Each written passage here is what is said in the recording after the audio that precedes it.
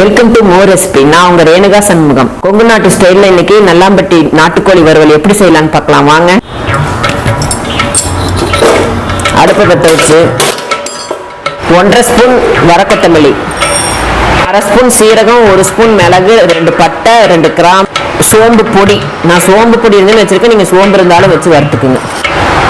2 கொத்து கருவேப்பிலை தழை இதை போட்டு நல்லா வறுத்து எடுத்துக்குங்க. இந்த சிக்கன் நல்லா சூப்பரா இருக்குங்க. காரமாக சாப்பிட்றீங்களும் சாப்பிட்டுக்கலாங்க, இல்லை காரம் கம்மியாக சாப்பிட்றீங்களும் காரம் கம்மியாக போட்டு இந்த சிக்கனை ரெடி பண்ணி சாப்பிட்லாங்க. செம்ம டேஸ்ட்டாக இருக்குங்க. பாருங்க, மசாலா வறுக்க வறுக்க வாசம் அப்படியே கம்மன்னு வருது. இந்த பட்டை, கிராம்பு, சோம்பு, மிளகு, கருவேப்பிலை தழை இதெல்லாம் போட்டு வறுக்கிறதுனால செம வாசம் வருதுங்க. இந்த பொடியை அரைச்சதில் போட்டோம்னா இன்னும் செமையாக இருக்குங்க. இந்த பதத்துக்கு நல்லா மசாலா வறுத்து எடுத்துக்கோங்க. கொஞ்சம் செம வாசமாக இருக்கும். கடாயை வச்சு கடாயை சூடாகட்டும். இதுக்கு நம்ம நல்லெண்ணெய் யூஸ் பண்ணிக்கலாம். இப்போ நல்லெண்ணெய் ஒரு 50 மில்லி பக்கம் ஊற்றிக்கலாம். எண்ணெய் சூடாயிடுச்சுங்க. இப்போ 1/2 ஸ்பூன் கடுகு, 1/2 ஸ்பூன் சீரகம், இது பொரியிட்டுங்க. சின்ன வெங்காயம் ஒரு 200 கிராம் எடுத்து வச்சிருக்கேன். இதுக்கு சின்ன வெங்காயம் தான் உங்களுக்கு நல்ல டேஸ்ட் கொடுக்குங்க. கடுகு சீரகம் எல்லாம் பொரிஞ்சிருச்சுங்க. இப்போ சின்ன வெங்காயம் வச்சிருக்கோம், அதை இப்போ தூக்கி இதை கொட்ட போகிறோம். 1 கிலோ கோழிக்கு 200 கிராம் சின்ன வெங்காயம் வச்சு வச்சிருக்கேன். வச்சு நல்லா வறுத்துக்கலாம்.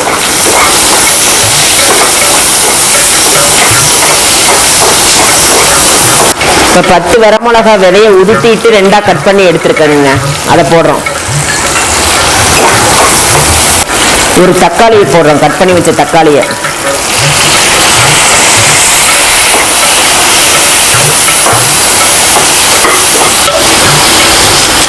ஒரு கொத்து கருவேப்பிலை தழை போடுறோம்.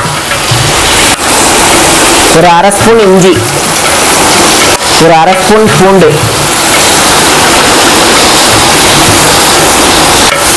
போட்டு நல்லா வதக்குறோம்.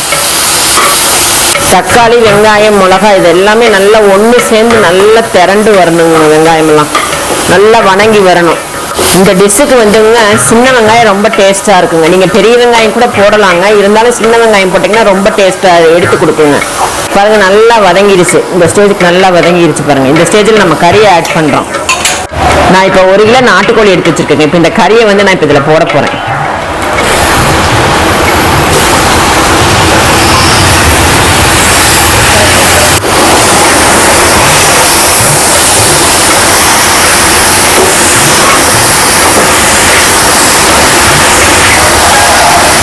இப்போ நம்ம போட்டிருக்க மசாலாவோட இந்த கறி நல்லா வெந்து தண்ணி வரும் பாருங்க. கொஞ்ச நேரத்தில் ஒரு 5 நிமிஷத்தில் கறியெல்லாம் போட்டிருக்கோம். கொஞ்ச நேரம் வெந்ததுன்னா ஒரு 5 நிமிஷம் தண்ணி வருங்க. அது வரைக்கும் கொஞ்ச நேரம் மூடி வைக்கலாங்க. 5 நிமிஷம் ஆயிடுச்சுங்க பாருங்க. இப்போ தண்ணி வந்திருக்கான்னு பார்க்கலாம். ஓப்பன் பண்ணி வந்திருக்கு பாருங்க. இப்போ இந்த கறியிலிருந்து இப்போ நம்ம வந்து மிளகாத்தூளும், மஞ்சத்தூள், உப்பும் போடுறோம். நம்ம ஏற்கனவே மிளகா போட்டிருக்கோம் இல்லைங்களா கிள்ளி, அதனால காரமாக இருக்கும். அதுக்கு தகுந்த மாதிரி மிளகாத்தூள் போட்டுக்குங்க. நான் வந்து 1/2 ஸ்பூன் போட்டிருக்கேன் மிளகா, மஞ்சத்தூள் போட்டிருக்கேன். தேவையான அளவு உப்பு போட போகிறேன். வேகிற அளவுக்கு இப்போ தண்ணி ஊற்றணுங்க.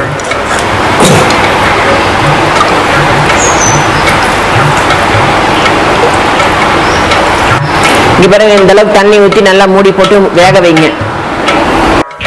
ஒரு கொதி வந்ததுக்கு அப்புறம் வறுத்து வச்சிருக்கிற மசாலாவை நுணுக்கிட்டு வந்து இந்த கறியில சேர்த்துக்குங்க.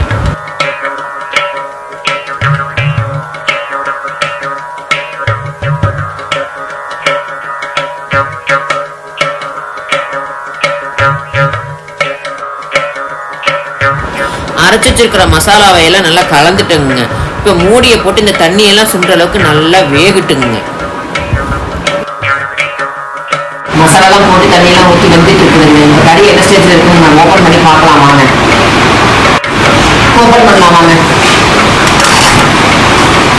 நல்லா வெந்துருச்சு மசாலா. நம்ம போட்ட மசாலாலாம் இப்போ தாளிப்பு போடணும். நல்லெண்ணெய் ஊற்றலாம். பூண்டு போடுறாங்க. 2 மிளகா போடுறாங்க. ஒரு கொத்து கருவேப்பிலை, 6 பல் பூண்டு, ஒரு கொத்து கருவேப்பிலை, 2 வரமிளகாய் போட்டு நல்லா வணக்கியாச்சு. இப்போ இதை எடுத்து நம்ம வெந்துட்டு இருக்க கறியில கொட்ட போறோம். நம்ம கறி வெந்துட்டு இருக்குதுங்க, தாளிச்சு தூக்கி கறியில கொட்டுறோம். இந்த டிஷ்ஷுக்கு இந்த பொருள் இது, நம்ம இந்த பூண்டு இதெல்லாம் தாளிச்சு கொட்டுறோம் பார்த்தீங்களா, அதுதான் டேஸ்டே.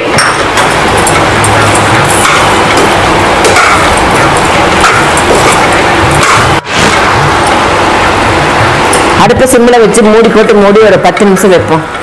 வாங்க இப்போ நல்லா வெந்துருச்சான்னு பார்ப்போம். தண்ணியெல்லாம் சுண்டி எண்ணெய் திரண்டு வந்துருச்சுங்க. பாருங்க கறி நல்லா புழு மாதிரி வந்துருச்சு. இந்த பாருங்க இவ்வளோ சாஃப்டாக இருக்குது பாருங்க. நம்ம போட்டிருக்க மசாலா கறி இறி எல்லாம் கலந்து நல்லா எண்ணெய் திரண்டு வந்து சும்மா ஜம்முன்னு இருக்குங்க. பார்க்கவே நாக்கில் எச்ச ஊறுதுங்க. சாப்பிட்லான்னு வாங்க சாப்பிட்லாம். இப்போ அடுப்பு ஆஃப் பண்ணிடலாம்.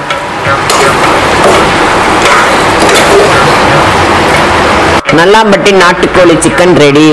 நாட்டுக்கோழி சிக்கன் ரெடி ஆயிடுச்சுங்க. இது நீங்கள் ரசம் சாதத்துக்கு வச்சு சாப்பிட்டுக்கலாம், சாதத்தில் போட்டு பிணைஞ்சு சாப்பிட்டுக்கலாம், தயிர் சாதத்துக்கும் நல்லா இருக்கும், சூப்பராக இருக்குங்க. இது நம்ம வீட்லேயே நம்ம ரெடி பண்ணி அப்பத்திக்கப்ப செஞ்ச மசாலாங்க. அதனால இது வந்து எந்த ஒரு கெடுதலும் கிடையாதுங்க. நெஞ்சு இந்த சிக்கன் வந்து நெஞ்சுக்கெல்லாம் ரொம்ப நல்லதுங்க. குழந்தைங்களுக்கு சளி பிடிச்சிருந்தாலும் கொடுக்கலாங்க, நல்லா இருக்குங்க. நீங்கள் வந்து காரம் வந்து உங்கள் தேவைக்கு ஏற்ற மாதிரி நீங்கள் காரம் போட்டுக்குங்க. நீங்கள் ஏதாவது டிஷ்ஷு செய்யணும்னு சொல்லி விருப்பப்பட்டீங்கன்னாக்கா கீழே இருக்க கமெண்ட் பாக்ஸில் எங்களுக்கு கமெண்ட் பண்ணுங்க, நாங்கள் செஞ்சு காமிக்கிறோம். நீங்கள் உங்கள் வீட்டில் செஞ்சு பார்த்துட்டு உங்கள் ஃப்ரெண்ட்ஸுங்களுக்கு ஷேர் பண்ணுங்க, எங்களுக்கு கமெண்ட் பண்ணுங்க, ஃபாலோ பண்ணுங்க, சப்ஸ்கிரைப் பண்ணுங்க.